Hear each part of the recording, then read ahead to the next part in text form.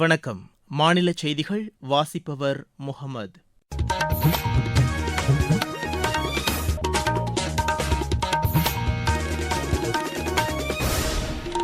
தலைப்புச் செய்திகள்.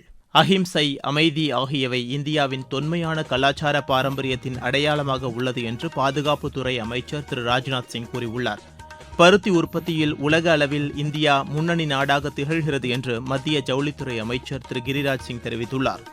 தமிழகத்தின் வளர்ச்சியை கருத்தில் கொண்டு தவேக அரசு திட்டங்களை முனைப்புடன் செயல்படுத்தி வருவதாக மாநில வருவாய்த்துறை அமைச்சர் திரு செங்கோட்டையன் கூறியுள்ளார். மேற்கு தொடர்ச்சி மலை மாவட்டங்கள் உள்ளிட்ட பல்வேறு மாவட்டங்களின் ஓரிரு இடங்களில் அடுத்த 5 தினங்களுக்கு மிதமான மழைக்கு வாய்ப்புள்ளதாக வானிலை ஆய்வு மையம் தெரிவித்துள்ளது. இந்தியா இலங்கை அணிகளுக்கு இடையேயான 2வது மற்றும் இறுதி டெஸ்ட் கிரிக்கெட் போட்டி கொழும்புவில் இன்று தொடங்குகிறது. இனி விரிவான செய்திகள். அஹிம்சை, அமைதி ஆகியவை இந்தியாவின் தொன்மையான கலாச்சார பாரம்பரியத்தின் அடையாளமாக உள்ளது என்று பாதுகாப்புத்துறை அமைச்சர் திரு ராஜ்நாத் சிங் கூறியுள்ளார்.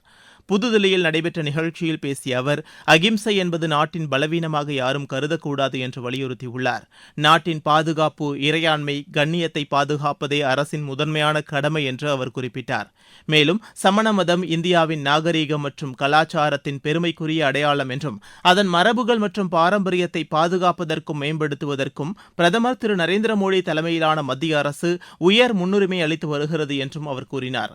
கடந்த சில ஆண்டுகளில் பல்வேறு காலகட்டங்களில் கடத்தப்பட்ட 20க்கும் மேற்பட்ட புனித சின்னங்கள் வெளிநாடுகளில் இருந்து இந்தியாவுக்கு திரும்ப கொண்டுவரப்பட்டுள்ளன என்றும் திரு ராஜ்நாத் சிங் தெரிவித்தார். பருத்தி உற்பத்தியில் உலக அளவில் இந்தியா முன்னணி நாடாக திகழ்கிறது என்று மத்திய ஜவுளித்துறை அமைச்சர் திரு கிரிராஜ் சிங் தெரிவித்துள்ளார். மும்பையில் நடைபெற்ற ஜவுளி குழுவின் 62வது நிறுவன நாள் நிகழ்ச்சியில் பேசிய அவர், தரமான ஜவுளி பொருட்களை உற்பத்தி செய்வதில் கவனம் செலுத்த வேண்டும் என்று வலியுறுத்தினார். பாரம்பரிய இழைகளுடன் புதிய இழைகளையும் ஒருங்கிணைக்கப்பட வேண்டியதன் அவசியத்தை வலியுறுத்தினார். நவி மும்பையில் உள்ள மறுசுழற்சி செய்யும் ஆலைக்கு சென்று பார்வையிட்ட அவர், மறுசுழற்சி, மறுபயன்பாடு போன்ற நடவடிக்கைகள் வாயிலாக ஜவுளி கழிவுகள் புதிய பொருட்களாக உருவாக்கப்பட்டு வருவதாக தெரிவித்தார். பயன்படுத்தப்பட்ட ஆடைகள் பயன்பாட்டை ஊக்குவிக்கும் வகையில் சிறு விற்பனையகத்தையும் அவர் திறந்து வைத்தார். பின்னர் அங்குள்ள தேசிய ஆடை வடிவமைப்பு தொழில்நுட்ப நிறுவனத்தில் பயின்று வரும் மாணவர்களிடையே அமைச்சர் கலந்துரையாடினார். மாநிலத்தின் வளர்ச்சியை கருத்தில் கொண்டு தவேக அரசு திட்டங்களை முனைப்புடன் செயல்படுத்தி வருவதாக மாநில வருவாய்த்துறை அமைச்சர் திரு செங்கோட்டையன் தெரிவித்துள்ளார். திருப்பூரில் நடைபெற்ற தவேக அரசின் 100 நாள் சாதனைகள் குறித்த விளக்க பொதுக்கூட்டத்தில் உரையாற்றிய அவர், இப்பகுதி மக்களின் குடிநீர் பிரச்சினைக்கு விரைவில் நிரந்தர தீர்வு காணப்படும் என்று தெரிவித்தார். திருப்பூரை தூய்மையான நவீன நகரமாக மாற்றுவதற்கான நடவடிக்கைகள் மேற்கொள்ளப்படும் என்று திரு செங்கோட்டையன் கூறினார். இந்த கூட்டத்தில் பேசிய மாநில மக்கள் நல்வாழ்வுத்துறை அமைச்சர் டாக்டர் அருண்ராஜ், கடந்த காலங்களில் நடைபெற்றதாக கூறப்படும் முறைகேடுகள் தொடர்பான ஆதாரங்கள் சேகரிக்கப்பட்டு அதன் அடிப்படையில் உரிய நடவடிக்கைகள் மேற்கொள்ளப்படும் என்று தெரிவித்தார். வரிப்பணத்தை முறைகேடு செய்பவர்கள் மக்கள் மன்றத்தில் பதில் சொல்ல வேண்டும் என்று அவர் கூறினார். பெருமளவிலான அந்நிய செலவாணியை ஈட்டும் வகையில் ஏற்றுமதியில் திருப்பூர் சாதனை படைத்து வருவதாக திரு அருண்ராஜ் தெரிவித்தார். நீட் தேர்வை ரத்து செய்ய வேண்டும் என்பதே காங்கிரஸ் கட்சியின் நிலைப்பாடு என்று மாநில காங்கிரஸ் கட்சித் தலைவர் திரு மாணிக்கம் தாக்கூர் தெரிவித்துள்ளார். கோவையில் செய்தியாளர்களிடம் பேசிய அவர், இது தொடர்பாக கடந்த 2019ஆம் ஆண்டு தேர்தல் அறிக்கையில் தெளிவாக குறிப்பிடப்பட்டுள்ளதை சுட்டிக்காட்டினார். அனைத்து நதிகளையும் இணைப்பது என்பது சாத்தியமில்லாத ஒன்று என்றும், தமிழகத்திற்கு கிடைக்க வேண்டிய காவிரி நீரை வழங்குவதற்கான வழிமுறைகளை மத்திய அரசு மேற்கொள்ள வேண்டும் என்று திரு மாணிக்கம் தாக்கூர் கேட்டுக் கொண்டுள்ளார். நீங்கள் கேட்டுக்கொண்டிருப்பது மாநில செய்தி அறிக்கை. ஊரக வளர்ச்சிக்கான புதிய அத்தியாயம்.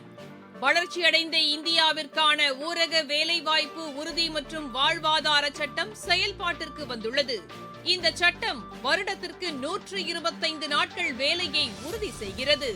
இதில் வாரந்தோறும் ஊதியம் வழங்கப்படுவது கட்டாயமாக்கப்பட்டுள்ளது. நாள்தோறும் குறைந்தபட்சம் 300 ரூபாய் ஊதியத்தை இந்த சட்டம் உறுதி செய்கிறது. பணி முடிந்த 15 நாட்களுக்குள் ஊதியம் வழங்குவதை உறுதி செய்வதற்கான அம்சங்களும் இதில் இடம்பெற்றுள்ளன. ஊதியம் காலதாமதமாக வழங்கப்பட்டால் அதற்கான இழப்பீட்டுத் தொகைக்கும் இதில் வகை செய்யப்பட்டுள்ளது. வளர்ச்சியடைந்த இந்தியாவிற்கான பயணத்தில் மோடி அரசு தொடரும் சீர்திருத்த நடவடிக்கைகள். திடக்கழிவு மேலாண்மை விதிமுறைகள் குறித்த விழிப்புணர்வு நிகழ்ச்சி நீலகிரி மாவட்டம் வெலிங்டன் கண்டோன்மென்ட் வளாகத்தில் நேற்று நடைபெற்றது. கழிவுகளை தரம் பிரித்து பாதுகாப்பான முறையில் கையாளுதல், உரம் தயாரித்தல் போன்ற நடைமுறைகள் குறித்து இந்நிகழ்ச்சியில் விரிவாக எடுத்துரைக்கப்பட்டதாக சுகாதார கண்காணிப்பாளர் திரு ராதாகிருஷ்ணன் எமது செய்தியாளரிடம் தெரிவிக்கிறார். திடக்கழிவு மேலாண்மை 2026 முழுமையாக இம்ப்ளிமெண்ட் பண்ணணுன்றதுக்காக மக்கள்கிட்ட போயிட்டு அவேர்னஸ் மூலமா அந்த கருத்துக்களை சேர்க்கின்ற எண்ணத்துல அந்த அவேர்னஸ் கேம்பெயின் எல்லா அந்த ஸ்டாக் ஹோல்டர்ஸ், முக்கியமா அந்த யூனிட்ஸ், மாஸ்க், டெம்பிள், கல்யாண மண்டபம், ஸ்கூல்ஸ் மற்ற எல்லா இடங்கள்ல இருந்து ரெப்ரஸன்டேட்டிவ் வர சொல்லி அவங்களுக்கு முறையான ஒரு அவேர்னஸ் ட்ரைனிங் சிறப்பாக நிகழ்ச்சியை நடத்திக்கிட்டு இருக்கோம். குப்பைகளை தரம் பிரிப்பது குறித்த விளக்க நிகழ்ச்சி மிகவும் பயனுள்ளதாக இருந்தது என்று வெலிங்டனை சேர்ந்த குடியிருப்பு வாசி திரு வினோத் தெரிவித்தார். வெலிங்டன் கண்டோன்மென்ட் சார்பா பாத்தீங்கன்னா திடக்கழிவு மேலாண்மை திட்டத்துக்கு 26 சட்டத்தின் பிரகாரம் இன்னைக்கு எப்படி மக்கும் குப்பை மக்காத குப்பைகள் எவ்வாறு பிரிக்கணும்ன்ற கிளாஸ் எடுத்திருந்தாங்க. இது மக்களுக்கு ரொம்ப பயனுள்ளத நிகழ்ச்சியா இருந்தது. இன்னொரு விஷயம் கேட்டீங்கன்னா, இந்த கருப்பு பிளாஸ்டிக் ஏன் பயன்படுத்தக்கூடாதுன்ற விஷயத்தையும் இன்னைக்கு சொல்லியிருந்தாங்க. இந்த குப்பை எவ்வாறு பிரிக்கணும்னு சிறப்பா ஒவ்வொரு குழந்தைங்களுக்கு சொல்லித்தர மாதிரி நிகழ்ச்சி இன்னைக்கு சொல்லிக் கொடுத்தாங்க. இந்த நிகழ்ச்சியும் மிகவும் சிறப்பா இருந்தது. தமிழகத்தில் மேற்கு தொடர்ச்சி மலை மாவட்டங்கள், செங்கல்பட்டு, திருவள்ளூர், காஞ்சிபுரம் உள்ளிட்ட பல்வேறு மாவட்டங்களில் ஓரிரு இடங்களில் அடுத்த 5 தினங்களுக்கு மிதமான மழைக்கு வாய்ப்புள்ளதாக சென்னை வானிலை ஆய்வு மையம் தெரிவித்துள்ளது. உள் மாவட்டங்களில் ஓரிரு இடங்களில் அதிகபட்ச வெப்பநிலை இன்று இயல்பை காட்டிலும் 2 முதல் 3 டிகிரி செல்சியஸ் வரை உயரக்கூடும் என்று அந்த மையம் கூறியுள்ளது. சென்னை மற்றும் புறநகர் பகுதிகளில் வானம் இன்று மேகமூட்டத்துடன் காணப்படும் என்றும் நகரின் ஒரு சில பகுதிகளில் லேசான மழை பெய்யக்கூடும் என்று வானிலை மையம் தெரிவித்துள்ளது. கள்ளக்குறிச்சி மாவட்டம் உளுந்தூர்பேட்டை மற்றும் அதன் சுற்றுவட்டார பகுதிகளில் நேற்றிரவு பரவலாக இடி மின்னலுடன் கூடிய கனமழை பெய்தது. இதன் காரணமாக வெப்பம் தணிந்து குளிர்ச்சியான சூழல் நிலவியதாக எமது செய்தியாளர் தெரிவிக்கிறார். இருவரிச் செய்திகள். ஜப்பான் தலைநகர் டோக்கியோவில் இன்று அதிகாலை நிலநடுக்கம் ஏற்பட்டது. இது ரிக்டர் அளவில் 5.9 பதிவானது. பலூச்சிஸ்தானில் உள்ள மஸ்தாங் மாவட்டத்தில் குடிமக்கள் மீது பாகிஸ்தான் விமானப்படை நடத்திய ட்ரோன் தாக்குதலுக்கு பலோச் மனித உரிமைகள் குழு கடும் கண்டனம் தெரிவித்துள்ளது. பனாமா நாட்டு கொடியுடன் 24 மாலுமிகள் மற்றும் 72,100 மெட்ரிக் டன் இரும்பு தாதுவுடன் சென்று கொண்டிருந்த சரக்கு கப்பல் வங்கக்கடலில் மூழ்கியது. மாநிலங்களின் எல்லைப் பகுதிகளில் நிகழும் அன்றாட பிரச்சினைகளுக்கு விரைந்து தீர்வு காண்பதை உறுதி செய்யும் வகையில் கூட்டுக்குழு அமைப்பது என்று மேகாலயா, அசாம் மாநில அரசுகள் முடிவு செய்துள்ளன. 387வது மெட்ராஸ் தினத்தை முன்னிட்டு சென்னை கோட்டூர்புரம் அண்ணா நூற்றாண்டு நூலகத்தின் சிறப்பு புகைப்பட கண்காட்சியை மாநில அமைச்சர்கள் திரு ராஜ்மோகன், திரு ராஜேஷ்குமார் ஆகியோர் நேற்று தொடங்கி வைத்தனர். காஞ்சிபுரம் அரக்கோணம் இடையே உள்ள ரயில்வே கிராசிங்கில் ஏற்படும் போக்குவரத்து நெரிசலை குறைக்கும் வகையில் உயர்மட்ட மேம்பாலம் அமைப்பது குறித்து மாநில வனத்துறை அமைச்சர் திரு ரஞ்சித் குமார் ஆய்வு செய்தார். வேலைவாய்ப்பு மற்றும் பயிற்சி துறையின் சார்பில் சென்னை அசோக் நகரில் நேற்று நடைபெற்ற மாபெரும் தனியார் துறை வேலைவாய்ப்பு முகாமில் மொத்தம் 3289 பேர் பயனடைந்தனர். ராணிப்பேட்டை மாவட்டத்தில் மாநில பள்ளிக் கல்வித்துறை சார்பில் மாணவ மாணவிகளுக்கான இளையோர் திறன் கலை திருவிழா என்ற மாவட்ட அளவிலான போட்டிகளை ஆட்சியர் திருமதி பிரியா ரவிச்சந்திரன் தொடங்கி வைத்தார். கள்ளக்குறிச்சி மாவட்டத்தில் கொத்தடிமை தொழிலாளர் ஒழிப்பு குறித்த பயிற்சி பட்டறை ஆட்சியர் திருமதி பத்மஜா தலைமையில் நடைபெற்றது. திருவாரூர் மாவட்டம் வடுவூர் கோதண்டராமர் கோவிலில் பெரிய திருமஞ்சன அபிஷேகம் நேற்று நடைபெற்றது. விளையாட்டுச் செய்திகள். இந்தியா இலங்கை அணிகளுக்கு இடையேயான 2வது மற்றும் இறுதி டெஸ்ட் கிரிக்கெட் போட்டி இன்று தொடங்குகிறது. கொழும்புவில் இப்போட்டி காலை 10 மணிக்கு தொடங்குகிறது. சென்னையில் நேற்று நடைபெற்ற தமிழ்நாடு பிரீமியர் லீக் கிரிக்கெட் போட்டியில் மதுரை அணி 72 ரன் வித்தியாசத்தில் நெல்லை அணியை வென்றது. கான்கன் சேலஞ்சர்ஸ் டென்னிஸ் போட்டியில் இந்தியாவின் ஸ்ரீராம் பாலாஜி, அனிருத் சந்திரசேகர் இணை இறுதி ஆட்டத்திற்கு முன்னேறியுள்ளது.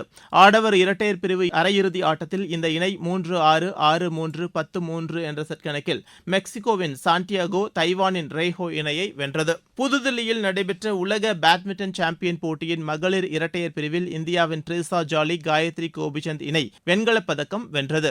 மீண்டும் தலைப்புச் செய்திகள். அஹிம்சை, அமைதி ஆகியவை இந்தியாவின் தொன்மையான கலாச்சார பாரம்பரியத்தின் அடையாளமாக உள்ளது என்று பாதுகாப்புத்துறை அமைச்சர் திரு ராஜ்நாத் சிங் கூறியுள்ளார். பருத்தி உற்பத்தியில் உலக அளவில் இந்தியா முன்னணி நாடாக திகழ்கிறது என்று மத்திய ஜவுளித்துறை அமைச்சர் திரு கிரிராஜ் சிங் தெரிவித்துள்ளார். தமிழகத்தின் வளர்ச்சியை கருத்தில் கொண்டு தவேக அரசு திட்டங்களை முனைப்புடன் செயல்படுத்தி வருவதாக மாநில வருவாய்த்துறை அமைச்சர் திரு செங்கோட்டையன் கூறியுள்ளார். மேற்கு தொடர்ச்சி மலை மாவட்டங்கள் உள்ளிட்ட பல்வேறு மாவட்டங்களின் ஓரிரு இடங்களில் அடுத்த 5 தினங்களுக்கு மிதமான மழைக்கு வாய்ப்புள்ளதாக வானிலை ஆய்வு மையம் தெரிவித்துள்ளது. இந்தியா இலங்கை அணிகளுக்கு இடையேயான 2வது மற்றும் இறுதி டெஸ்ட் கிரிக்கெட் போட்டி கொழும்புவில் இன்று தொடங்குகிறது. இத்துடன் இந்த செய்தி அறிக்கை நிறைவடைகிறது.